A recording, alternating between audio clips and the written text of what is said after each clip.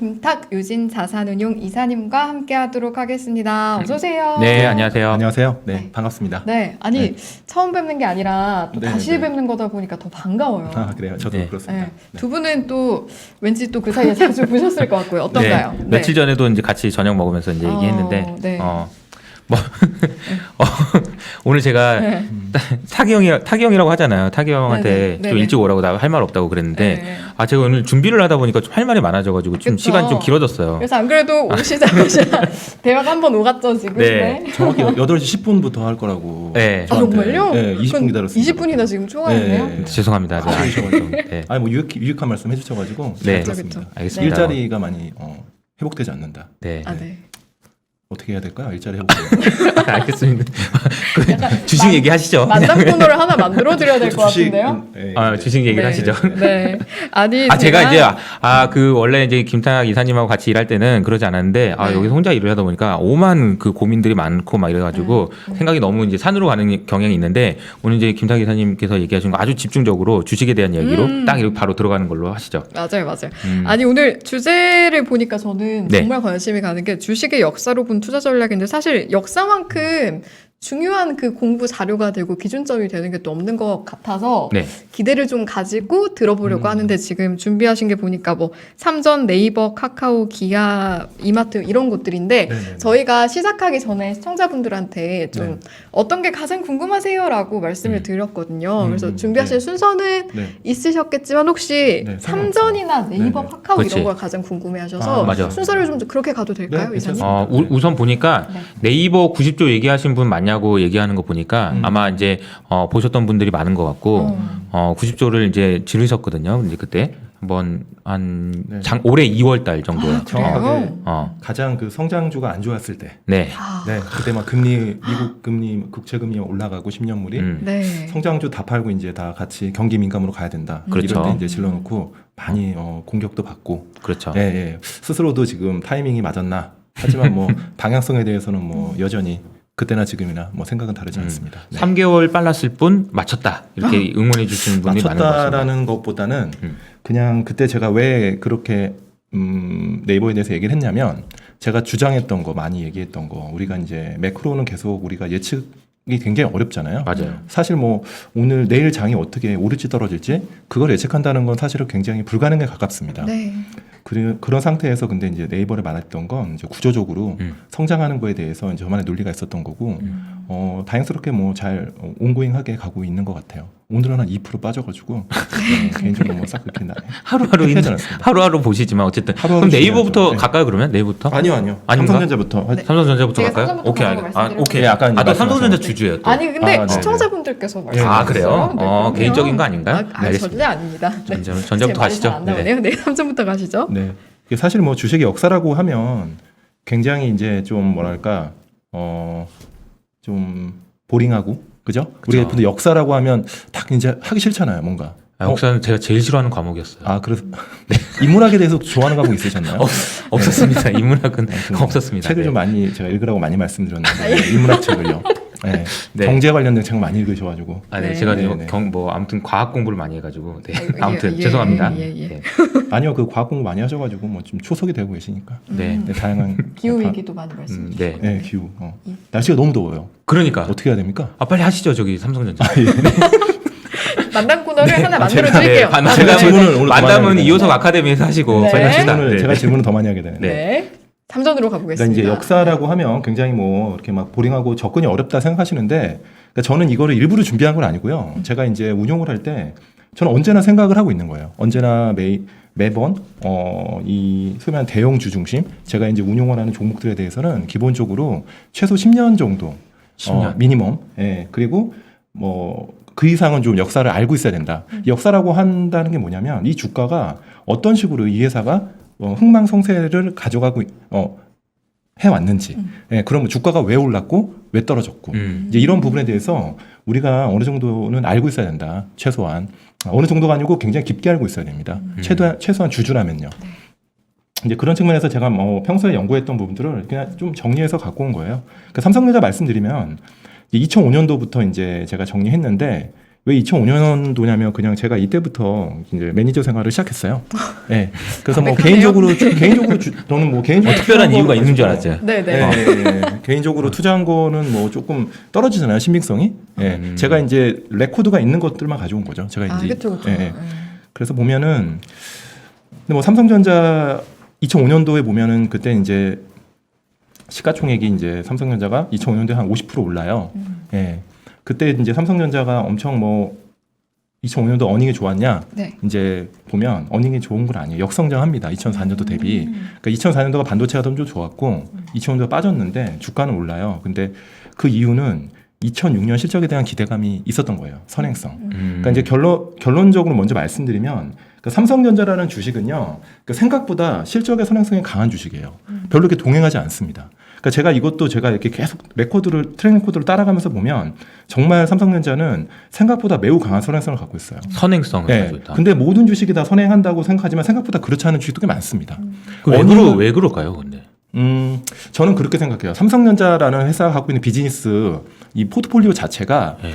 우리가 보면은 당장 이제 보면 1년 정도는 예측이 좀 되거든요. 어느 정도? 그러니까 우리가 이제 반도체라고 하면 이제 뭐 반도체 저는 애널리스트는 아니지만 네. 수요와 공급의 밸런스가 굉장히 예측 가능해요. 한 6개월, 1년 정도는. 맞아요. 뭐 3, 4년 후까지는 모르겠어요. 맞아. 근데 우리가 보통 이제 지금 반도체가 과점화돼 있지만 우리가 지금 뭐 마이크론이나 하이닉스나 전자밖에 없잖아요. 디램은 그런 상태에서 얘네들의 캐파가 정해져 있고 얘네들이 분기 어닝이 릴리스할 때마다 캐펙스를 얼마씩 태우겠다라는 걸 보면 예측 가능한 거죠. 6개월, 1년. 그 다음에 이제 수요는 사실 예측은 어렵지만 최소 6개월, 1년 정도의 디맨드는 우리가 수시로 바뀔 수도 있지만 어느 정도 가시성은 있다.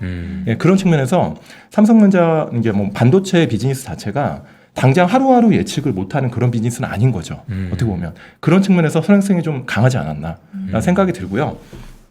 저는 그런 생각을 좀 해봤던 게 네. 삼성전자 말씀하셨던 게 선행성에 얘기하실 때 제 개인적인 느낌은 삼성전자 애널리스트가 제일 많고 그러니까 글로벌리 삼성전자를 보는 사람들이 너무 많아서 그런 것도 있지 않을까. 다시 말하면은 사람들이 관심이 굉장히 많고 아까 말씀하신 대로 관심이 많고 할 얘기들도 굉장히 많고 할 얘기가 많다는 얘기는 말씀하신 것처럼 그 반도체에 대해서 6개월 동안 1년 동안 무슨 일이 일어날 것인지에 대해 얘기할 게 정말 많은 거죠.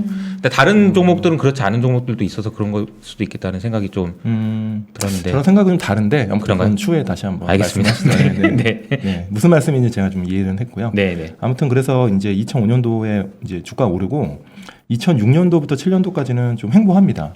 이때 이제 사실은 시장 좋았어요. 되게 2007년도에 아시겠지만 그때 2,000까지 가거든요. 코스피가. 예, 그럼에도 불구하고 이제 전자가 횡보합니다. 이익이 늘지 않기 때문이에요. 네. 그러니까 2006년도에 좀 좋아졌다가 그러면서 이제 이익이 안 좋아 계속 횡보하는 흐름 그렇게 나왔고 2008년도에 이제 리먼 브라더스 금융위기 터지면서 이제 삼성전자 조정을 받아요. 받는데 뭐 이때는 다 받는 거니까 중요한 건 2009년인데 그러니까 삼성전자가 2009년도부터 지금의 전자가 됩니다. 사실은 2009년 전만 해도 그냥 삼성전자가 시가총액 1위 하는 그냥 그런 아주 좋은 회사. 근데 2009년도부터 글로벌 이제 빅테크 소위 말하는 요즘 얘기하는 그런 회사 되죠. 그러니까 시총 100조를 찍는데 이때 이제 삼성전자가 기본적으로 2009년도에 반도체도 좋아지고 네. 이때 이제 사실 키몬도가 파산해요.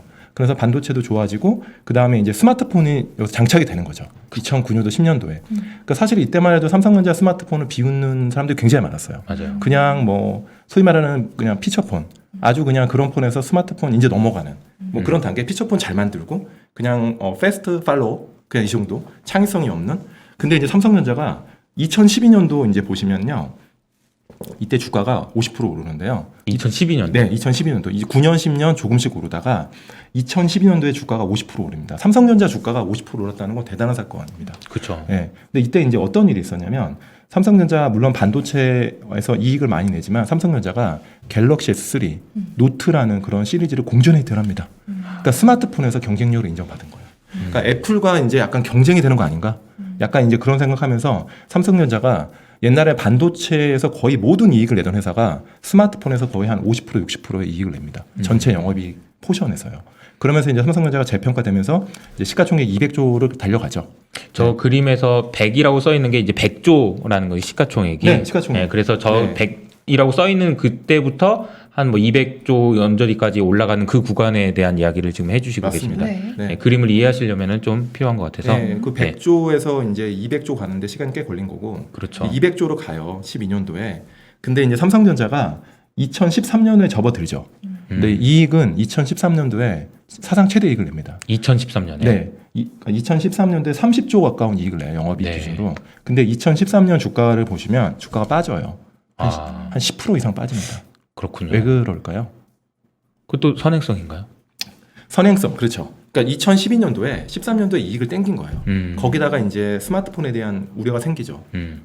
그때 스마트폰 마진이 OP 한 10% 중반 냈는데 이거 계속 10% 중반 낼 수 있을까? 네, 과연 이제 이런 의구심이 생기고, 근데 삼성전자가 2013년도에 이익은 굉장히 좋습니다. 네, 분기에 계속 아주 안정적으로 이익을 내요. 하지만 이제 사실 시장의 예상이 맞았던 거예요. 14년도에 삼성전자 스마트폰 OP 마진이 10% 정도가 추락합니다. 네, 그러면서 이제 삼성전자가 이제 13, 14, 15년 3년에 아주 어두운 박스권에 갇히게 되죠. 오히려 조정을 받습니다. 가격적으로. 네. 그러네요. 네. 그 그림에서 저기 보이네요. 200조 선에서 그냥 계속 놀고 있네요. 에서 왔다 갔다. 네, 네, 네. 한 10%, 20%, 15% 빠졌다가 다시 반등하면서 사실 삼성전자가 장기 투자하면 언제나 수익을 낸다고 생각하지만 이때 3년이라는 시간에 투자한 사람, 3년이 장기 투자라고 말하기는 뭐 되게 상대적인 거지만 3년이 또 짧지 않는 시간이에요. 뭐 그렇죠. 요즘에 군대도 1년 6개월인데 굉장히 그 두 배잖아요. 그러니까 이 시간 동안 삼성전자 투자하신 분들은 매우 지금 뭐랄까요? 정기예금 금리보다 못하는. 예. 그다음에 삼성전자가 이때는 또 배당도 굉장히 박했어요. 지금은 배당을 많이 주지만 이때는 삼성전자가 배당을 진짜 안 할 때입니다. 이렇게 이제 삼성전자가 횡보를 하는데 그 이유가 바로 이제 삼성전자 이익도 여기서 횡보하고 스마트폰에 대한 어떤 우려가 계속 있는 상태에서 횡보하고요. 이때 사실 시장도 박스권이에요. 이때 나온 게 이제 박스피. 박스피. 네, 박스피 전형적으로 이제 코스피가 계속 횡보할 때. 네. 이때 이제 시장에서 이제 헤지 펀드가 나옵니다. 태동하는 거예요. 2010 그때 또 저희가 좀 날렸죠. 헤지펀드. 예, 뭐 그러셨어요?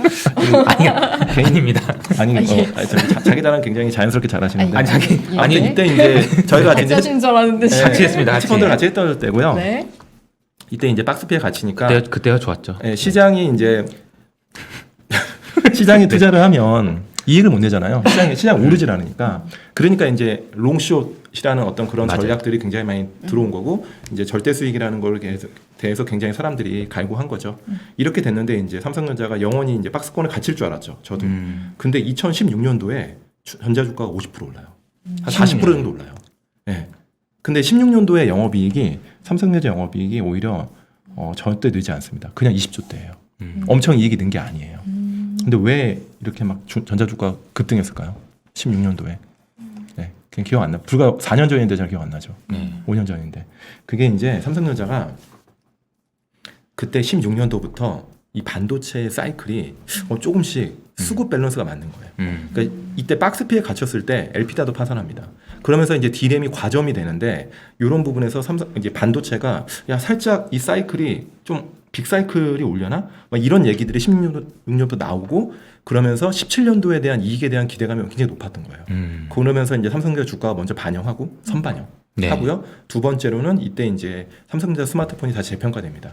갤럭시 노트 7이 나오는데 매우 잘 나와요. 네. 하지만 이게 이제 나중에 이제 달아져 도래죠. 뻥 터지죠.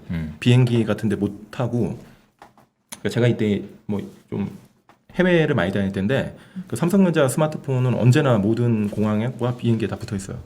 갖고 타지 말라고. 그치. 네, 불나니까. 진짜 그런 때가 있었어요. 이때 그래서 막 삼성전자 주가가 하루에 뭐 7, 8% 빠진 적도 있어요. 근데 삼성전자가 3조라는 비용을 떨었는데도 불구하고 떨면서 이 이슈를 마무리 지었는데 시장은 어떻게 평가했냐면 삼성전자가 단기적으로 비용은 떨었지만 삼성전자 스마트폰을 재평가해야 된다.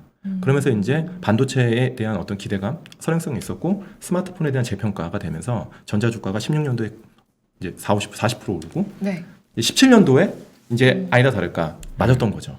17년도에 삼성전자가 영업이익이 50조를 찍습니다. 네. 네, 2, 30조 하던 회사가 그러면서 삼성전자가 17년도에도 주가가 오르죠. 그때 왜 올랐을까요?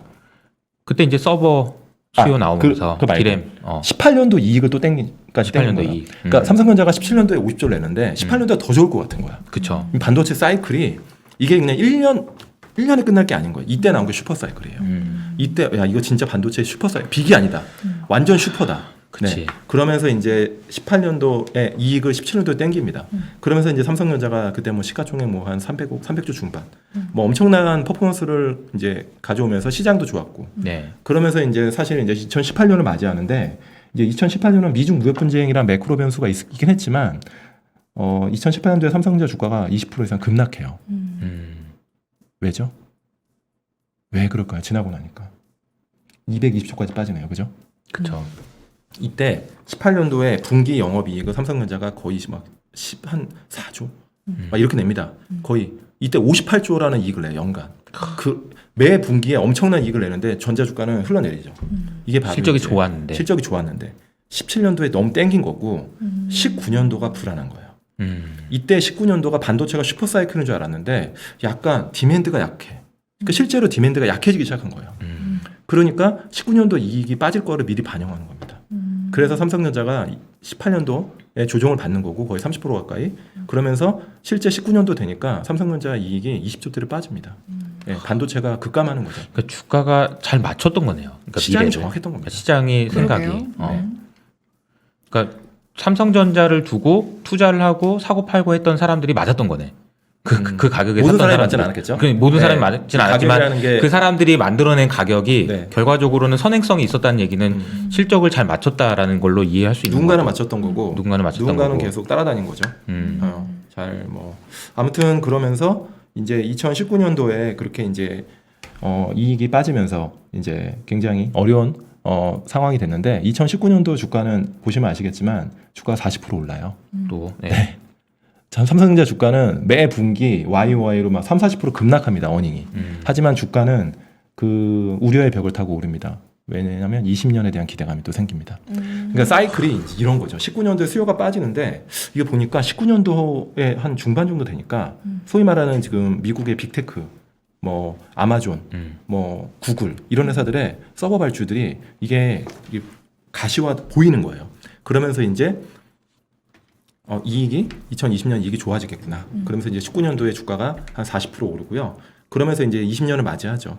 20년을 맞이했는데 뭐 20년은 코로나라는 팬데믹 변수가 있었지만 실제로 그거를 떠나서라도 삼성전자 이익은 좋아지는 흐름이 됐다. 그래서 2020년 삼성전자가 다시 30조 원에 가까운 이익을 내고요.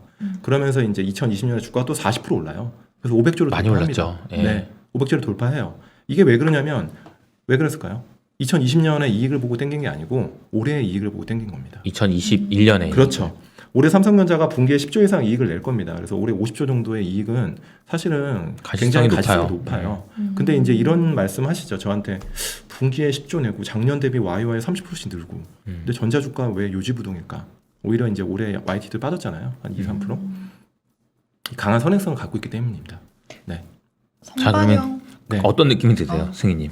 얘기 어떤 듣고 느낌이냐고요? 지금 이제 여기까지 왔어요. 저 그냥 이제. 이런 느낌이 그래서, 들죠. 그 오늘의 부제가 이신호의 사고팔자잖아요. 그럼 언제 그렇지. 팔아야 이제 되고 중요한 질문이 언제 여기서 나와야죠. 들어가야 이제. 하느냐? 삼성전자는 도대체 앞으로 들고 있어야 되냐, 팔아야 되냐? 그럼 그 시기는 언제냐? 요 질문을 그 얘기를 하려고 드리거든요. 여기까지 지금 숨가쁘게 그죠. 네. 달려왔어요. 네. 네. 물 한 잔 드셔야 되는 거 아닌가? 물 괜찮은가? 방금 네. 드셨어요. 드셨어요? 네, 네. 네. 못 봤습니다. 달려왔는데 좋습니다. 네. 네. 이제 중요한 건 올해 실적은 보지 말자. 아, 네. 아, 뭐 보지 3분기, 말자. 4분기 어닝에 너무 예민하게 반응할 필요 없고요. 네. 뭐 갑자기 뭐 더 이상한 코로나보다 더 심한 이벤트, 매크로 이벤트가 발생하지 않으면 삼성전자 어닝에 대한 어떤 그 굉장히 스테이블한 어닝에 대해서는 의심의 여지가 없습니다. 지금은 내년도 어닝을 잘 봐야 되는 거죠. 네. 지금 삼성전자 내년도 어닝의 컨센서스가 60조 정도 되는 걸로 알고 있어요. 60조대. 네. 근데 이 이익이 나오면 삼성전자 주가는 당연히 우상향해야 됩니다. 내후년도에 계속 어닝이 올라간다고 보면. 근데 지금 시장은요. 삼성전자 내년에 대한 어닝의 신뢰가 없는 거예요. 네. 이 신뢰가 언제 생길까요?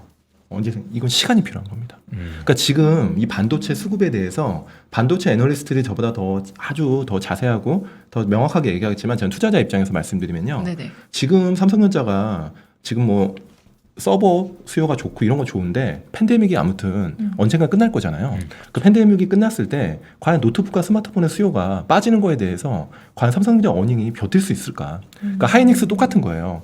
반도체 수요가 빠졌을 때 과연 버틸 수 있을까? 아, 그러면 공급을 줄일 수는 없거든요, 지금. 네. 네. 지금 사실 아주 조심스럽게 이렇게 좋은 기회에 약간의 지금 눈치 싸움이 있는 거예요. 지금 마이크론 같은 경우는 좀 늘리고 싶어하고 공급을. 그렇죠. 그러니까 이런 부분이 투자자들은 불편한 겁니다.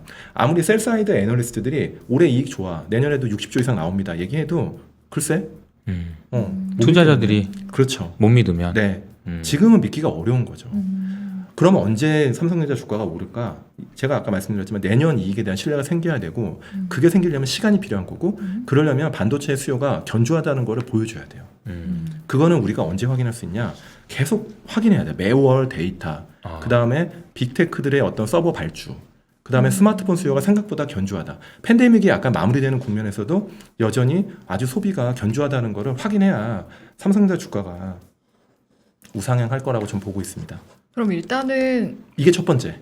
그게 첫 번째. 네. 이게 되거나 네. 이거는 오화 조건입니다. 엔드가 아니고요. 네. 이렇게 김생 되면 TV님이 아니 왜 못 믿노 이렇게 얘기했어요. 아니 이게 좀 뭔가 아니 좀 믿어라 뭐 이런 얘기 같은데 왜 못 믿나? 네. 믿고 싶은데 어. 삼성전자 역사를 보면요. 시장이 맞았던 적이 꽤 많고 그러니까 삼성전자가 2012년도에 그때 스마트폰 되게 좋았을 때요. 네. 정말 그때 삼성전자 이제 뭐 CFO랑 IR이랑 미팅하면요. 시장에서 스마트폰에 대한 우려가 있다. 마진이 빠지고 이제 약간 탑라인에 대한 우려가 있다고 얘기했을 때 삼성전자가 뭐라고 하냐면 제 I2 기억나요. 절대 그럴 일 없다. 네. 13년도에 많이 그랬죠.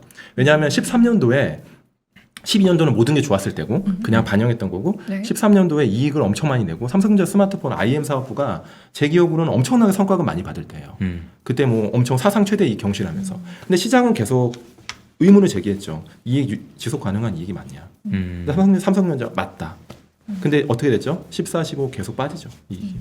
그러니까 결국에는 이제 이런 흐름들을 보면 반도체도 똑같잖아요. 좋을 때는 굉장히 언제나 좋을 것 같지만 이 사실은 수요가 빠졌을 땐 아무리 지금 과점 사업이라고 하지만 분명히 불편한 상황이다. 근데 여기서 확실히 말씀드릴 수 있는 건 삼성전자가 지금 뭐 500조에서 막 300조까지 빠진다 이런 얘기는 아니에요. 300조요? 300조는 너무 아니 이게 이제 큰일 나요. 그러면 만약에 이제 뭐 네. 삼성전자를 자기가 뭐 내가 팔겠다, 더 빠질 것 같아서 뭐 숏을 하겠다 이건 아니라. 숏은 아니라는 네. 거죠.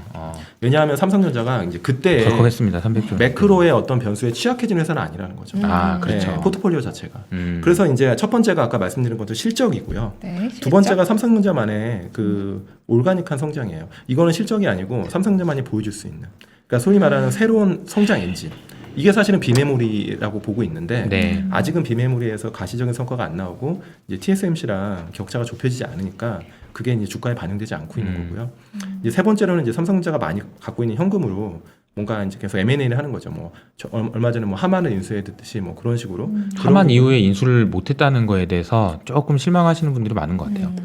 그러니까 예, 뭐 뭐라도 해야 되는 거 아닌가 뭐 이런. 하겠지만 삼성전자의 어떤 DNA상 이제 M&A가 뭐 되게 쉽지는 않을 거다라는 생각이 드는데 아무튼 뭐 되게 뭐 열심히 잘 알아보고 계시겠죠. 그쵸. 그래서 그런 부분들 한 세 가지 정도 조건이 이게 전부 다 필요 충분은 아니고요. 세 가지가 우하로 하나라도 되면 삼성전자 주가는 오를 수 있다. 예. 근데 지금 이제 삼성전자 500조라는 어떤 시가총액이 올해 어닝은 반영돼 있다라는 건 약간은 이제 인정을 하셔야 되는 부분이 있어요. 네.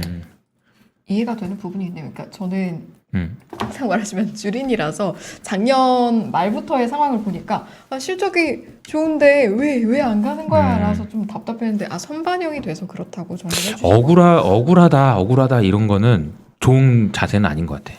억울함이 느껴지다. 아니 그건 아니에요. 억울하진 않아요.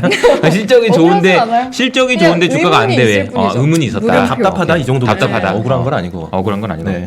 아니 오늘 그 댓글에서 나오는 그런 느낌들이 여러 가지 뭐 말씀들이 되게 많아요. 그래서 막 고민들이 많이 느껴지는 것 같습니다. 삼성전자는. 지루하다고 말씀하시네요. 다 아는 얘기 뭐 그만해라. 그런 말도 없진 않습니다만. 네. 다 아는 얘기 없었는데요? 없었어요? 다 아는 얘기 그만해라 뭐 네. 이렇습니다. 아닙니다. 네. 너무 재밌게 잘 들으시고 댓글 참여도 굉장히 많으세요. 네. 형님이 그때 한 4개월 전에 나오셨을 때보다 지금 2배 많은 분들이 오셔가지고 그거는 듣고 두 분이 있습니다. 많이 잘 해주신 것 같은데요. 네 열심히 했습니다. 네, 고생하셨습니다. 4개월 동안. 네. 파이팅. 그래서 이제 삼전은 세 가지를 이제 말씀을 해주셨고. 네. 근데 우리 네. 갈 길이 네, 먼데. 그러니까 이제 으쌰으쌰해서 네. 네이버로 넘어가면 되나요? 네이버로 넘어갈까요? 어디로 넘어갈까요, 이사님? 네 네이버. 네. 네. 네이버로 가시죠. 네이버는 사실은 뭐 되게 많은 분들이 아시는 주식이지만 어떻게 보면 과연 최근에 많이 아셨고 과거의 네이버가 어떤지 생각보다 많은 분들이 모르고 계신 것 같아요. 음. 제가 뭐 네이버라는 회사를 모른다는 게 아니라 네이버라는 주가의 속성.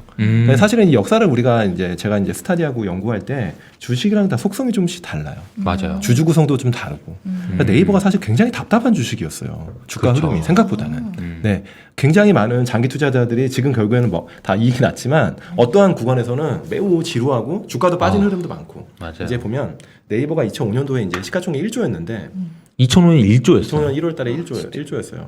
지금 72조. 와, 저 때 샀어요. 아니 그러니까 일단은 그래요. 네네. 이때 이제 네이버라는 회사는 그냥 검색 이제만 하는 회사였고 거기다 이제 광고 붙였고 네이버의 경쟁 상대들이 있었죠. 엠파스 같은 회사들. 네. 근데 이제 아무튼 네이버가 엠파스의 강력한 경쟁을 물리치고 2005년도에 매출이 많이 성장합니다. 그러니까 2004년도 네이버 매출이요. 올해 네이버 매출이 한 6, 7조 되는데 이제 분기에 1.6조 보니까 한 6.5조 되겠죠? 2004년도 네이버 매출 혹시 얼마인지 아시겠어요? 글쎄요. 전혀 감이 없는데. 대략 그냥 2004년? 2004년도 뭐 10분의 1? 뭐 10분의 1 정도 잡으면 되나? 2천억대였습니다. 2천억. 2천억대? 네. 어. 그러니까 2004년도를 돌이켜 보면 2천억? 네, 2천억대를 내는 회사였어요. 매출이. 매출이. 네. 어. 매출이 2천억대.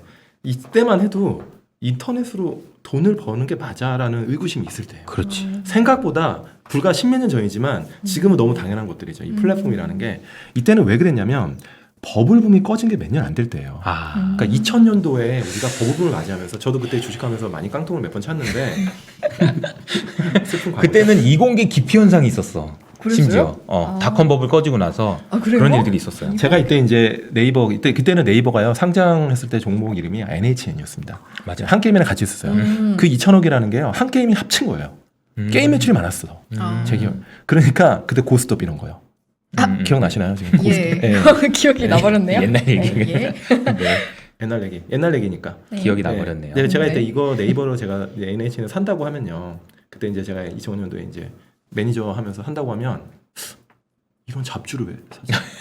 정말 이 분들의 반응이 이 회사가 혹시 뭐 우리가 컴퓨터 띄워놓으면 나오는 정말 그랬습니다. 예, 뭐 지금 호랑이 다이빙 때 얘기한다고 하시지만 제가 몇 년 안 됐을 때 그때는 뭐 두산중공업 이런 걸 샀어야지. 그런 거는 아니에요? 2006년, 2007년? 2007년도에 샀고요. 그러니까. 네. 그때는 한전이란 한전. 아. 그런 회사들이 한전이 아주 상단에 있었던 것 같고요. 2등, 3등 했던 것 같은데 그때 네. 막 2등 할 때도 있었어. 삼성전자 뭐 삼전. 이런 거 플레이 안 하면은 뭐 아니면 은행 예, 이런 거 플레이. 예. 아무튼 이때 이제 그렇게 해서 2천억대 벌다가 2005년도에 4천억대로 이 매출이 2배가 늡니다. 예. 이때 이제 그런 거죠. 검색 엔진을 지배해요. 네이버가 옛날에 막 되게 많았어요. 라이코스도 있었고 엠파스도 있는데 얘네들이 다 맛이 가요. 일단은 예, 네이버가 되게 잘했던 거죠. 이때 이제 사실은 이게 다 루머인데 이거 이제 어디다 중국에다 어디 뭐 만들어 놓고 이제 지식 검색 그런 거 애들 뭐 이렇게 합숙시키면서 했다. 네이버는 절대 아니라고 하지만 그때 지식 검색이 그때 난리 난 거거든요. 지식인? 지식인. 네. 누군가가 이게 답글 달아줘. 아. 전 국민이 같이 했지 뭐 그때. 아니에요? 무부수로 할 수 있어요? 그 아는 척하는 사람들이 많아서 그래요. 그러면 우리 저기 이호석 저기 아는 척하고 싶은 내가 이해가 이만큼 알아. 그런 거 좋아해서 그러지. 나는 그 그런 마음이 사람이 이해가 있는데. 되시는 거예요 지금. 네. 너무 알려주고 싶으니까. 아, 그래 나도 그때 지식인 많이 했는데. 아, 그래. 아무튼 그러니까 이런 설이 있었다라는 네. 말씀이시고요. 그러면 그게 기자님께서. 맞나 보네요. 아, 제가 네네, 알겠습니다. 음모론에 네. 좀 빠져가지고 아무튼, 맞습니다. 네, 여러 가지 경우수가 있겠죠. 네. 네네네. 아무튼 그때 엠파스가 제가 기억나는데 열린 검색을 내나요. 2005년도에. 이때 제가 이제 그때 NHN 주식 들고 있으면서 되게 저도 좀 걱정했어요. 열린 검색이라는 게 뭐냐면 지금으로 따지면 플랫폼인 거야. 어떻게 보면. 엠파스가 그냥 왜냐면 엠파스가 검색에서 절대자였거든요. 어느 순간. 네. 제가 왜냐하면 군대에 있을 때 군대 제 2000년도에 군대에 있었는데 1999년도에 IMF 때 그때 버블붐이었잖아요. 그때 이제 인터넷 정보 검색사 자격증 무조건 따야 됩니다. 네. 구인들. 이사님 근데 그래요? 죄송한데 네. 너무 지금 오래전 얘기를 좀 빠져서 가시는 것 같은데. 이 얘기 지금 중요해가지고. 아니 그게 아니고 2005년부터 가려면 지금 언제 갑니까 지금 네이버?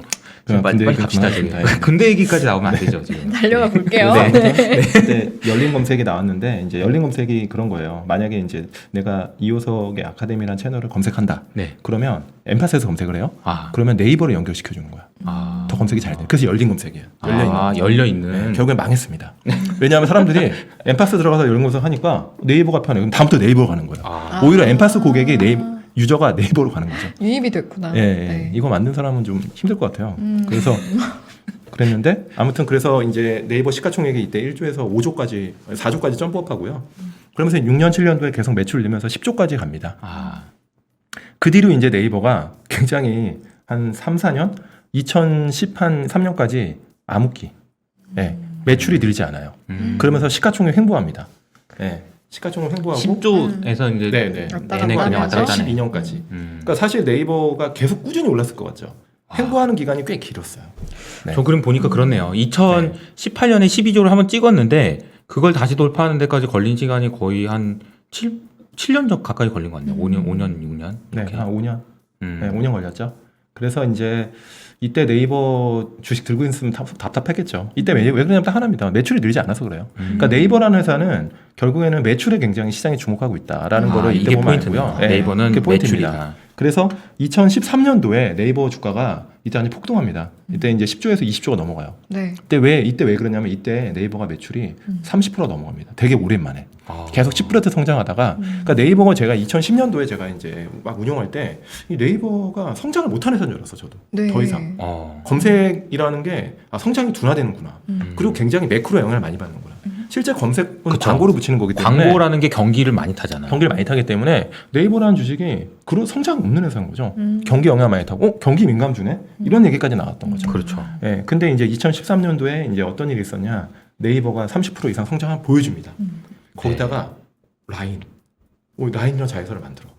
이미 만들었는데 2011년도에 만들어서 일본에서 대성공을 거두거든요.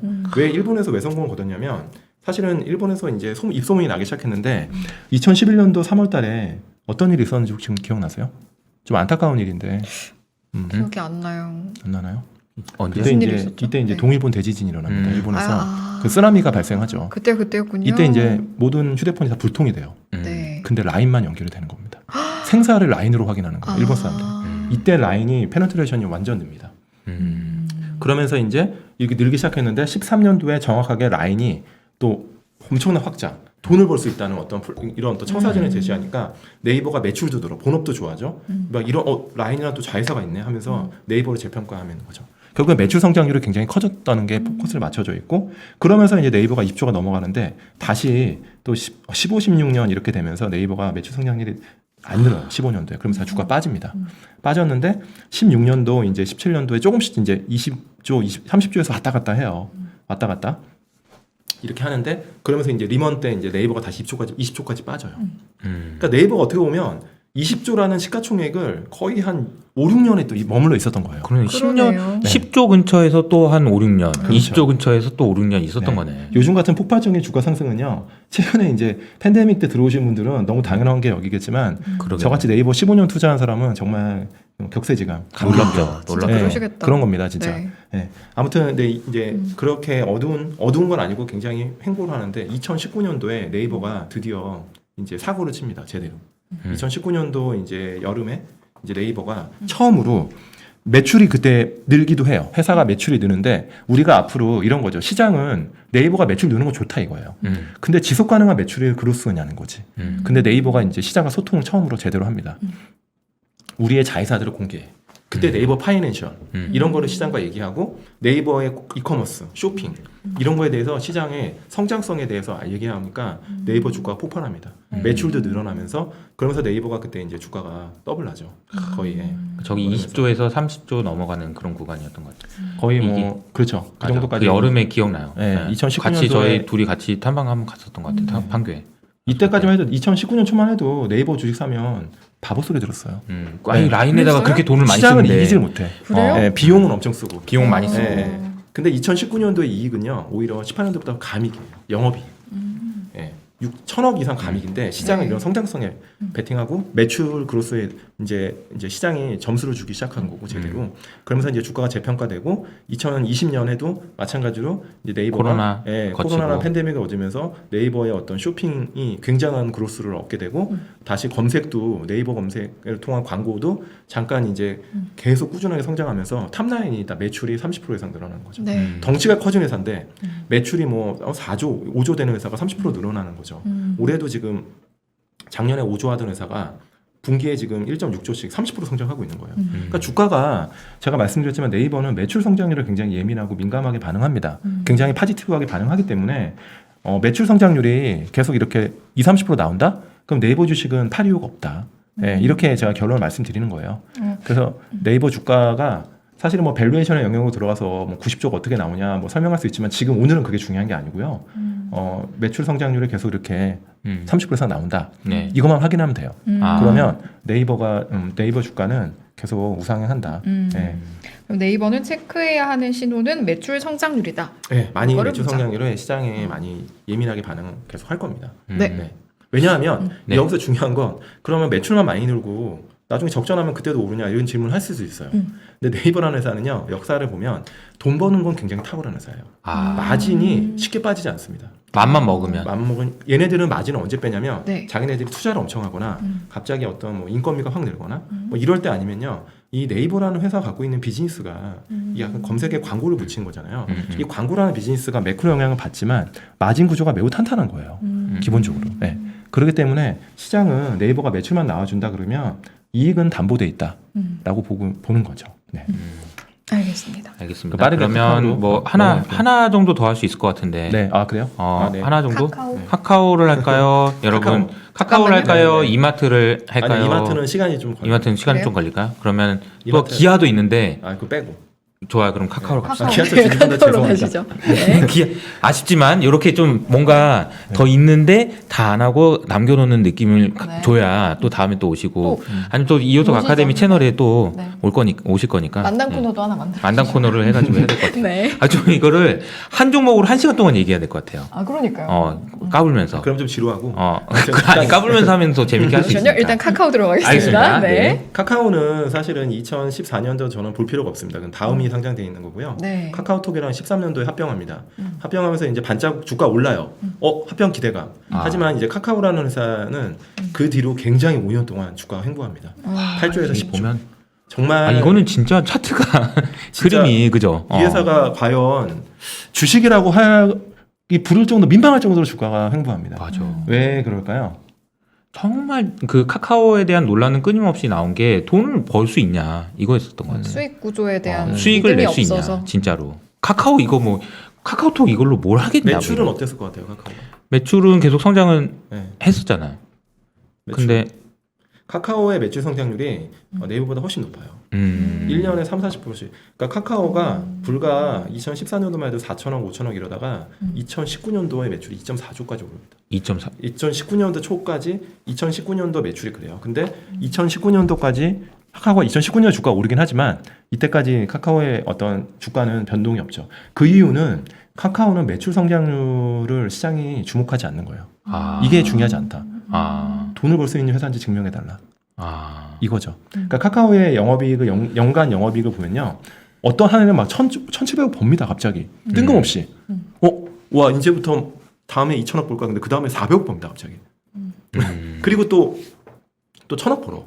그리고 또 500억 벌고. 정말 많은 시간 동안 이렇게 이익에 대한 변동성이 컸는데, 그거는 왜 네이버와 카카오의 가장 큰 차이는 그거였던 거죠. 네이버는 코어 비즈니스가 있어요. 돈을 버는, 소위 말하는 캐시카우, 검색, 아주 강한 어떤 그 돈을 벌 수 있는 건데, 카카오는 그게 없는 거예요. 그러니까 자회사가 조금 돈을 벌거나 비용을 덜 쓰면 이익이 나는 거고, 그게 아니면 그냥 완전 손실 나는 거고. 근데 카카오라는 거는 우리가 알겠지만 플랫폼 카카오톡을 해서 돈을 벌어야 되는데 그걸 안 한 거죠. 카카오 매니지먼트 왜 안 했을까요? 끝까지 안 한 거죠. 더 이상은. 그러니까 왜 안 했을까요? 저도 이제 머니타이제이션에서 고민을 많이 하는데 그 타이밍에 대한 고민은 정말 아트의 영역인 것 같아요. 언제 돈을 벌려고 마음을 먹을 것인가에 대한 고민. 맞아요. 그러니까 이제 카카오톡이라는 거를 우리가 팬덤화 돼가지고 결국 락인 될 때까지 기다렸던 거예요. 그렇죠. 나는 카카오 매니지먼트 굉장히 스마트하다고 봅니다. 만약에 이거를 조금 막 투자자들의 원성 때문에 14, 15년도에 급하게 맞아. 카카오톡에 뭘 얹었잖아요. 그 피로감 때문에 생각보다 많은 유저들이 빠져나갈 수 있었다. 그러니까 이런 거죠. 네. 5천만 명이 다 쓰는 게 중요한 게 아니고 5천만 명이 다 쓰는 시간이 굉장히 오랫동안 유지될 수 있도록 놔둔 거예요. 왜냐하면 견고하게. 진짜 못 빠져나가게. 내가 뭘 붙여도 못 빠져나갈 때까지 기다렸다가 붙인 거예요. 그러니까 폭발적으로 그 이익이 나는 확신이 거죠. 왔을 때 이제 붙인 근데 거죠. 그걸 어떻게 확신했는지는 모르겠어요. 안 만나봐가지고. 그러니까 사실 저는 이제 밑에 커뮤니케이션을 많이 했는데 정말 많이 2018년, 17년 고민을 많이 했어요. 회사가. 굉장히 오래 고민하고 내놓은 게 2019년도에 나온 3분기에 나온 톡보드인 거죠. 네, 맞아. 우리가 지금은 굉장히 흔하게 볼 수 있지만 카카오톡 열면 광고 있는 거 있잖아요. 이거 굉장히 고민하고 내놨는데 이때만 해도 반신반의 했는데 톡보드의 반응이 생각보다 좋았고 이때부터 카카오 주가가 무섭게 치고 올라갑니다. 네. 이때 2019년 톡보드를 냈는데 400억을 벌어요. 매출을. 진짜 근데 깜짝 놀란 거죠. 이게 다 이익이에요. 거의 다. 왜냐하면 톡보드를 올렸을 때 카카오가 드는 비용은 전혀 없는 거예요.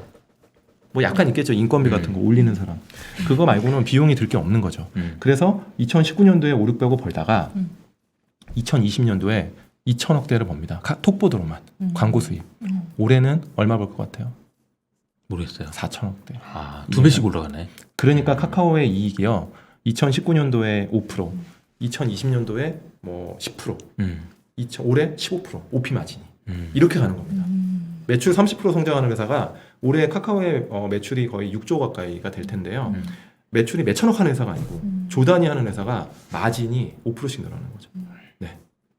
이런 거를 주가가 지금 굉장히 빠르게 반영하고 있다. 네. 보이지 않는 세상에서 보이는 세상으로 바뀐 거죠. 뭐 책 공부하지 마시고요. 아무튼 네, 알겠습니다. 그래서 카카오는 아니 그 냉정하게 이렇게 죄송합니다. 아니 제가 밀고 있는 거란 말이에요. 보이지 않는. 카카오는 그래서 이익에 집중해야 된다. 네. 그래서 카카오는 분기 실적을 잘 봐야 돼요. 마진이 빠지는지. 예. 근데 이제 이런 얘기 하죠. 그럼 마진 빠지면 카카오 팔아야 되냐? 중요한 거는 제가 이제 우리 많이 말씀드리는 건데 이익을 볼 때 네. 질을 봐야 돼요. 질. 이익의 양을 질을 보지 마시고. 봐라. 질. 예. 만약에 이제 카카오가 영업이익을 막 1,500억 냈어요. 그럼 카카오 1,500억을 그냥 보지 말고 이익이 어떻게 나왔는지, 질적으로 굉장히 이게 지속 가능하고 로버스트한 이익인지. 그다음에 카카오가 만약에 2분기에 어닝 쇼크가 났어요. 생각보다. 그러면 하루 좀 주가 빠지겠죠. 근데 그 주가를 그 어닝을 잘 분석해야 돼. 만약에 이게 그냥 일회성적인 어떤 원오프적인 성격이 있어요. 어디다가 잠깐 비용을 좀 태운 거야. 회사가 톡보드라는 어떤 이런 강력한 캐시카우가 흔들리는 게 아니라 일회성적인 요인이거나 아니면 뭐 어떤 투자비가 좀 들었어. 이런 거는 매수기로 삼아야 된다는 거죠. 예. 이익에 주목해야 되지만 또 이런 부분은 한번 체크를 해봐야 된다. 이거는 그 팀장님이 자주 말씀하신 퀄리티에 대한 이야기일 수도 있는 건가요? 글쎄요, 그거 얘기하지 말라고 하실 것 같긴 한데 아무튼. 벌써부터 눈치 보시느라 팀장님이 말씀을 못 하시네요. 네. 저기 백종민님께서 김탁 이사님 진짜 잘생겼다고. 아까 네, 대학생 감사합니다. 같다는 오늘은 저기 대학생 머리 스타일 같다고. 얘기가 없어요. 그리고 또 머리 스타일 얘기도 아, 별로 제 없는 것 헤어요? 같습니다. 네. 네. 어려 보이시고 약간 그래가지고. 막간의 칭찬 제 돈 주고 시간을 제가 한 가져봤고요. 거니까 뭐. 네. 일단은 그러면 카카오는 질 좋은 이익을 기준점으로 삼되 이제 잠깐 빠졌더라도 그게 일시적인 건지 뭐 때문에 이렇게 된 건지를 그건 따져봐야 확인하되 되고. 이익이 중요하다. 어. 이 회사가 이제 돈을 벌기 시작한 게 몇 년 안 되기 때문에 네. 하지만 앞으로는 계속 돈을 잘 벌 것 같아요. 그래서 좀 이익에 주목하면서 보자. 네. 네이버는 좀 다르죠. 예. 하나만 알겠습니다. 딱 보면 됩니까? 삼성전자 근데 같은 경우는 세 이제 가지가 요 있어요. 질문은 하나 드려야 될 것 같아요. 이제 카카오가 지금 이제 그러니까 상장을 앞두고 있고 자회사들 상장을 앞두고 있어서 이제 카카오 자체에 대한 분석도 필요하지만 분할 이후 그러니까 이제 그 자회사들 상장 이후에 대한 전망도 조금 간단하게 질문을 해주신 분이 있어가지고 댓글에서 자회사들? 네. 뭐 카뱅 같은 거 상장하잖아요. 네네, 카뱅. 그러니까 이제 약간 그거 때문인 것 같아요. SK 케미칼 뭐 주가 많이 빠졌잖아요. 바사 사에 상장하고서 카카오는 나중에 모든 자회사가 상장을 한 뒤에는 희석 얘기가 있겠지만 카뱅 정도, 뭐 페이 정도 상장하는 거에 대해서는 저는 주가는 중립적으로 봐요. 아 그렇게 그것 가지고 빠질 건 아니다. 빠질 거 아니다. 왜냐하면 카카오가 갖고 있는 지금 시가총액이 60조, 70조 왔다 갔다 하잖아요. 네. 그럼 카뱅이 20조에 상장을 해도 카뱅의 지분율을 따져보면 이제 카카오한테 미치는 영향이 10% 미만인 거죠. 그래서 20조. 절대적으로 제가 사실 이제 LG화학이 왜 지금 주가가 눌리고 힘드냐면 LG 에너지 솔루션이 절대적인 포션을 차지하고 있는 거예요. 맞아요. LG화학이 지금 60조인데 LG 에너지 솔루션이 90조에 상장하면 뭐 하냐는 거지. 껍데기가 되는 거죠. 가장 큰 코어 자회사를 상장을 시켜버리니까 더블 카운팅의 이슈에서 이제 자유롭지 못한 거고. 그렇고 ESG가 조금 걸리긴 하는 것 같더라고요. ESG 등급이 빠질 것 같다라는 우려가 좀 있나 봐요. ESG 등급. 알겠습니다. 네. 그럼 참고할게요. 공감하지 못하는 부분에서는 아니, 칼같이 얘기했습니다. 칼같이 잘해주세요. 들으시는 분들은 그래서 뜬금없이 ESG. 너무 좀 민망하게 그러지 마시고. 아니. 참고하겠다고 했습니다. 이사님은 알겠습니다. 참고 충분히 지금 좀 해주시고요. 저희 네. 시청자분들께서 그 이사님께서 준비해 오신 내용을 너무 다 듣고 싶으신가 봐요. 그래서 짧게라도 이마트랑 기아도 어떤 기준점? 어떤 신호를 보고 판단을 내려야 될지 이게 좀 짧게 얘기하면요. 네. 오해를 불러일으킬 수 있어서. 있지만 네네네. 그래도 그러면 방향성이라고 그러니까 아니 네. 뭘 얘기할까? 너무 간곡하게 지금 원하고 계세요. 네. 그 부탁 좀 드릴게요. 이마트를 좀 말씀드려요. 이마트 요즘에 스타벅스 이슈도 좀 있고 하니까 네네. 말씀드리면 그냥 짧게 진짜 말씀드리면 네. 이마트가 이제 2011년도에 7조로 재상장합니다. 이때 이제 신세계랑 이마트가 분리되죠. 뭐 백화점과 편의점에 집중하겠다. 뭐 분리한 건 좋은 생각인 것 같아요. 하지만 이제 이때까지만 해도 할인점이 이렇게 온라인의 공습에 시달릴 거라고는 사실 쉽게 생각 못했어요. 2011년도 불과 10년 전이지만 10년 전과 지금 굉장히 다른 거죠. 쿠팡이라는 경쟁사가요. 이때만 해도 나타나려고 생각 안 했어요. 있긴 있었지만 네. 그냥 이러다 말겠지. 네, 이렇게 뭐 소뱅의 어떤 자금을 받아서 이렇게 엄청나게 확장할 줄 몰랐던 거고 결국에는 사실은 근데 이마트가 7조 갔던 회사가 4조까지 빠진 거는요. 이제 시총이 이제 뭐 5조까지 빠지는데 결국에는 이마트 자체의 어떤 경쟁력이 좀 부족했던 거죠. 그러니까 우리가 할인점을 가는 이유는 싸고 질 좋은 제품을 사는 건데 이마트가 저는 이제 사업을 굉장히 확장하잖아요. 뭐 쓱닷컴 이런 거 막 하는데 이런 부분에서 좀 할인점의 본연에 대해 놓쳤다. 근데 이건 시대의 흐름입니다. 네. 이마트만 빠진 건 아니에요. 근데 제가 이제 말씀드리고 싶은 건 이마트가 아무튼 그래서 주구장창 11년도부터 16년까지 주가가 빠집니다. 네. 거의 한 4조까지. 이마트 주주분들 굉장히 정말 어려운 흐름이고 뭐 그랬는데 17년도에 이마트가 주가가 50% 올라요. 네. 왜 그랬을까요? 2017년도에. 무슨 일이 있었죠? 이게 사실 제일 중요한 포인트입니다. 이마트 주가는 저는 이걸 되게 주목해서 봐요. 17년도에 이마트 주가가 엄청 오르는데 그 이유는 16년도 말부터 오르기 시작해요. 16년 말부터. 네, 말부터 주가가 이제 거의 그래서 뭐 4조에서 8조까지 다시 가는데 이때 이마트가 뭘 잘했냐, 뭐 쓱닷컴, 온라인 뭐 이게 아닙니다. 이마트 본연의 할인점 비즈니스에서 재평가 받은 거예요. 이때 피코크, 노브랜드가 매출 성장률이 나옵니다. 그대로. 네. 어느 순간 저도 되게 많이 샀던 것 같아요. 네, 그때가 17년도가 네. 16년도 하반기부터 이때 굉장히 매출이 늘어나고 네. 트레이더스가 잘 되고 그러니까 결국에 시장에서 이때 근데 이마트 이익이 늘었냐? 하나도 안 늘었어요. 이마트 이익은 계속 5천억대 플랫이었어요. 그러니까 결국엔 이익을 본 게 아니에요, 시장에서. 네, 이마트가 본연의 비즈니스를 잘하고 있냐 이걸 본 거고 잘했던 거죠 이때. 네. 트레이더스도 굉장히 좋았고. 네. 이때 시대의 흐름에 맞춘 것이 아니고 오히려 그렇죠. 본업에서 회복할 수 경쟁력을 있다라는 그런 기대감을 그렇죠. 심어줬던. 할인점으로 사람을 끌었고 이마트가 자체의 어떤 그 할인점을 이용해서 만든 그런 어떤 브랜드들을 실제 할인점을 깔아보니까 저도 이때 피코크 막 엄청 많이 샀던 것 같아요. 맞아요. 저도요. 그때 많이 많이 갔었어. 썼고. 네. 네. 지금은 뭐 그런 제품도 워낙 많은데 그때는 이마트가 사실 선구자적 역할을 했던 거죠. 맞아요. 예, PL 상품이라 그래가지고 그런 거 노브랜드 그런 거 있잖아요. 질 좋은데 싸고. 네. 예. 뭐 그랬는데 이제 2018년도부터 이제 다시 할인점에 사람들이 안 옵니다. 쿠팡의 공습이 정말 장난 아니었다. 네. 그렇죠. 네. 그래서 그리고 노브랜드도 매출이 빠지고 오히려 노브랜드 적자가 더 심화되죠. 그러니까 결국에는 이마트가 많이 투자를 했지만 성과를 못 보고 할인점에 대한 본연의 비즈니스 약해지면서 이제 이익도 2019년도에 1,000억대까지 빠지면서 시총이 거의 뭐 2조 원까지 추락하는 거죠. 야, 4분의 1 토막이 나는 거네. 네. 그러면서 이제 사실은 2020년에 팬데믹 오면서 할인점이 이마트는 수혜를 본 거예요. 오히려. 왜 수혜 봤을까요? 인터넷 쇼핑? SSG SSG가 아니고요. 할인점에 다시 사람들이 가면서 왜 갈까요? 팬데믹인데. 대량 집에서 구매? 밥 먹어야 되니까. 집밥. 네. 그래서 할인점을 다시 찾게 됩니다. 네. 그래서 결국에는 이마트의 할인점 매출이 빠지는 폭이 줄고 그러면서 이제 다시 시가총액 회복을 하고 그럼 이제 중요한 건 그런 거죠. 이마트 주주분들 그럼 지금부터 주가 어떤 지금부터. 그쵸. 네. 네. 그러니까 저는 이제 이마트 매니지먼트한테 혼날 건 없죠. 뭐 저 아무 관계 없으니까. 네. 혼 좀 200 나면 어떻습니까, 뭐. 네. 혼나는 거 별로 안 좋아하고. 아니 이베이 코리아 인수하고 뭐 네. 그러시는데 왜 그러시는지 잘 모르겠고요. 아, 저는 지금 주가가 보여주고 있어요. 할인점 본연의 비즈니스 잘하라고. 그러니까 저 이제 이마트 매니저부터 이제 저한테 전화 올 일은 없겠지만 전화 와서 야 김상 매니저, 우리 주가 회사 주식 어떻게 하면 오를까? 옛날에 IR들이 많이 저한테 전화 왔거든요. 네. 근데 요새는 안 오나 봐요. 요새는 뜸하네요. 네. 아무튼 저는 그냥 딱 하나 얘기하겠습니다. 어. 그 이베이 코리아 인수할 돈으로 뭐 3조 정도 쓴 것 같던데 할인점 본연의 비즈니스를 한번 잘 해보면 어떻겠냐. 아. 다시 사람들을 할인점으로 오게 만들면 저는 근데 과연 그게 네. 가능할까 이게? 가능하죠. 제가 그래서 말씀드린 게 코스트코입니다. 아. 네. 코스트코는 2012년도부터 코스트코의 주가 보시면요. 정말 거의 단 한 해를 빼고 매년 오릅니다. 네. 최근 2011년도에 이마트 주가가 7조에서 지금 얼마죠? 지금 뭐 4조까지 빠졌잖아요. 거의 네. 한 반토막 났는데 코스트코는 2011년도부터 지금까지 딱 궤적을 비교하면요. 450% 수익이 납니다. 어떻게 그렇게 꾸준히 우상향했죠? 네. 그러니까 이게 뭐 거의 한 4배 이상 오른 거예요. 4배 네. 이상. 그러니까 이게 이마트 그때 코스트코와 이마트를 같은 할인점으로 보고 100만 원씩 투자한 사람들의 성과 1000만 원 투자했다 그러면 코스트코는 5천만 원이 된 거고요. 이마트는 500만 원 된 거죠. 이게 뭐 엄청난 수익률이 격차가 일어나는데 왜 그러냐? 코스트코는요. 2011년도에 온라인의 공습을 몰랐을까요?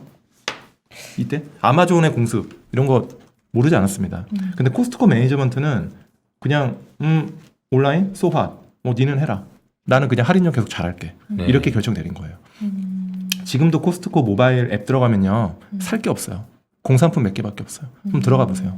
그럼 근데 코스트코는 뭐 모바일 앱 하면 좋죠. 근데 코스트코는 자신 있었던 거예요. 할인점은 고객들이 알아서 온다. 아. 이마트와 차이가 있는 거죠. 이제 두 가지 말씀드리면 되게 여러 개가 있지만 이마트와 코스트코 차이는 기본적으로 코스트코는요. 우리가 코스트코 혹시 가시나요? 아니요. 저도 안 갑니다. 아, 네. 아, 시간이 없어요. 장볼 시간이 어디 있습니까? 그래요? 책 봐야죠. 네. 네. 책 여기 이문학 좀 책 읽으시고. 알겠습니다. 네. 그 코스트코는 좋은 제품을 싸게 판다는 거죠. 그게 할인점 본연의 자세예요. 그죠? 근데 이제 우리가 두 가지네요. 좋은 제품을 싸게 판다. 이제 그게 하나로 엮는 건데 봐요. 우리가 마진이라고 하잖아요. 마진. 네. 회사가 마진을 많이 가져가면 어떤 거죠? 소비자가 안 좋죠. 소비자 안 좋은 거죠. 어. 그래서 이렇게 말씀드릴게요. 코스트코의 매출 총이익률, GP랑 이마트의 GP의 차이가 어느 정도 나는 줄 아세요? GP? GP 설명 총 매출 총이익. 매출 총이익률. 그러니까 만약에 어떤 회사의 기업이 매출을 1,000원 했다. 그러면 200원이 매출 총이익이다. 그러면 그 20% 거잖아요. 어느 정도 차이 날 것 같으세요? 왠지 느낌은 코스트코가 더 낮을 것 같긴 해요. GP 마진은. 내가 이거 좀 전에 방예담에 얘기해줘가지고 이거 얘기하기 전에 물어보면요. 대부분 코스트코가 GP 마진 높다고 얘기해요. 많은 분들이. 근데 이마트의 GP 마진이 25% 정도 되고요. 코스트코는 10% 초반입니다. 15% 되나요? 10%, 13%. 10%? 네, 코스트코의 GP 마진은 거의 안 움직여요. 10% 초반에서. 아. 네, 이게 뭐냐면 코스트코는 마진을 남기지 않는다는 겁니다. 많이. 대신 매출을 많이 늘겠다. 많이 와서 팔아줘. 우리는 싸게 팔게. 모바일이나 인터넷이랑 경쟁해봐. 우리가 더 쌀걸? 이런 자신감이 있습니다. 근데 어떻게 그게 가능한 걸까요? 그게 코스트코만의 경쟁력이죠. 아. 규모의 경제? 규모의 경제. 네. 그러니까 그런 SKU를 뭐 줄였다 뭐 이런 것도 있는 거고. 그거는 이제 두 번째 말씀드릴 건데 네. 그렇게 할 수 있는 게 이제 모든 게 연결되어 있는 거예요. 네. 그러니까 우리가 이제 이마트나 코스트코의 이제 두 번째 차이를 보면 코스트코는 물건의 가짓수, SKU, 스톡 키핑 유닛 자체가 3,000개 정도 수준이고요. 이마트는 몇 개 정도 될 것 같아요? 3,000개가 얼마인지 감이 안 올 것 같은데. 그냥 대략. 대략 네. 시간이 없나? 네. 5배? 만 개.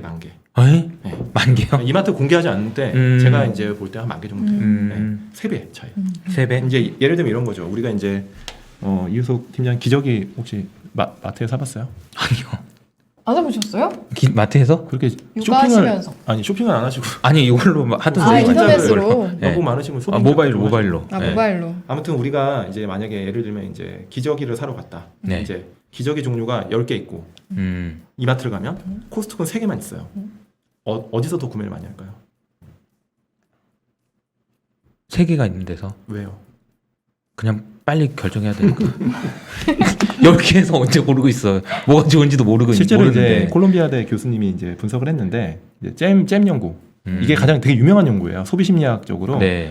그러니까 이제 대학생들 상대로 잼이 24개 있는 가판대가 있고요. 6개 있는 가판대에 있는데 잼 사라. 그랬더니 구매율 차이가 잼이 6개 있는 어떤 그 가판대가 구매율이 5배가 됩니다. 10명 중에 3명이 진짜네. 잼을 사요. 진짜네. 근데 24개 있는 가판대는요. 10명 중에 1명도 안 사요.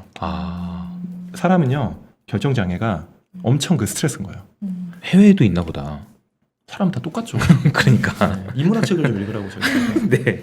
그래서 그 코스트코는 한번 MD가 코스트코가 자체적으로 상품을 걸러주는 거예요. 그러니까 구매가 더 쉽다. 좋은 제품을. 네. 그러니까 간다 또 사람들이. 그러니까 더 가게 되고 네, 그런 거죠. 그래서 정리하면 이마트는 할인 판매를 하는 그 본질에 좀 집중을 하고 퀄리티 있게. 퀄리티 그만하고. 퀄리티 왜요? 전 퀄리티 좋던데. 아 그래? 왜 이렇게 자꾸 긴장하세요? 아니 너무 퀄리티. 긴장해. 왜 싸고 이사님 질 좋은 고객 전화할까봐요? 아무튼. 싸고 질 좋은 상품. 근데 결론적으로 네. 그러면 이마트는 이사님이 보시기에는 본업에 집중해야 되는데 지금 현재는 매니지먼트가 그런 모습을 보여주고 있지 않아서 약간은 아쉽다 이런 느낌인가요? 살 거면 코스트코를 사라? 네. 네, 저 그런가요? 뭐 그렇게 아시잖아요, 저 네. 의견. 네.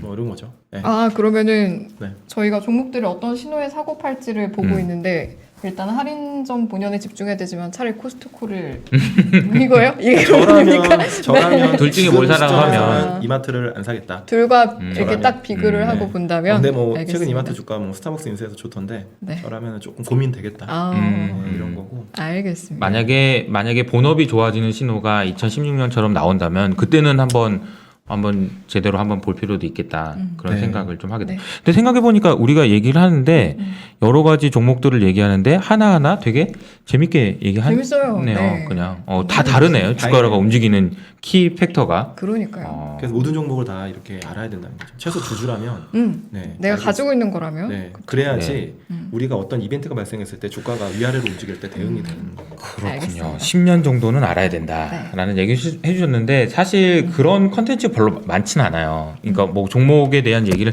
지금 요즘에 무슨 일이 있었고 네이버 카카오 요즘에 뭐 이런 얘기지만 과거에 어떤지는 알기가 어렵잖아요. 찾아보기도 어렵고. 근데 네. 오늘 참 지금 하나하나 일어나는 일들을 뭐 이렇게 많이 얘기해요. 다 아는 얘기잖아요. 다 아는 얘기. 지금 너무 많은 분들이 지금 일어나는 일도 모르는 사람이 많아서 그런 아, 거예요. 그래요? 정보가 또 그럼요. 너무 많으니까요. 그럼요. 선별하기가 또 어려워서. 알겠습니다. 그래서 이사님 같은 분께서 많이 나와주셔야 그러니까 합니다. 네. 이호석 아카데미에 매주 나오시는 걸로 오늘 하시죠. 네. 깨알어필 중간중간 아주 네. 훌륭하시고요. 사실은 기아까지 좀 들어보고 싶었는데 또 정희석 기자님께서 기다리고 계셔서 또 네. 기아는 저희가 또 그러니까요. 다음 기회에 네네, 다음 들어보는 기회에. 걸로 하고요. 그래도 아쉬우니까 마지막으로 한 가지만 이렇게 하나하나 분석을 해주셨는데 저희도 좀 스스로 이런 분석을 하려면 좀 어떤 생각을 하면서 좀 바라보면 될까요? 가지고 있는 종목들을 이렇게 역사를 좀 되짚어서 기준점을 만들고 이거는 사실 누가 친절하게 알려주지 않습니다. 제가 오늘은 그냥 정리된 거니까 말씀드리는 건데요. 네. 스스로가 이 회사의 10년의 최소 10년의 어떤 움직임을 보고 특히 많이 이제 변동성이 있었을 때 그때 다 찾아봐야 됩니다. 뭐 어떤 일이 있었고 다 요새 너무 이제 검색이 잘 되잖아요. 그쵸 정보가. 그쵸. 그러니까 그렇죠. 그 정도 노력을 해야 된다. 이거 네. 누가 떠먹여주지 않습니다. 네. 떠먹여 달라고 얘기하지 마라. 아니, 저한테 얘기하는 건 아니고 저한테 네, 말씀하시면 제가 알려는 드릴게요. 네, 근데 알겠습니다. 스스로 해야 된다. 스스로. 스스로 해라. 네, 그러면서 내공이 쌓이는 거죠. 맞아요. 네. 자기가 혼자 공부를 해야 누가 한번 얘기해줘도 금방 이렇게 우리가 스쳐 지나가고 까먹잖아요. 맞아요. 네. 스스로 하다 보면 그냥 그런 것들이 다 체화되고 내공이 쌓입니다. 맞아요. 네. 그 정도의 또 나와달라고 노력을- 난리예요 지금. 네. 네, 감사합니다. 열매도 나와주세요. 지금 네. 열매가 월요일날 하거든요. 월요일날 월요일에 나오라고. 나오셔도 됩니다.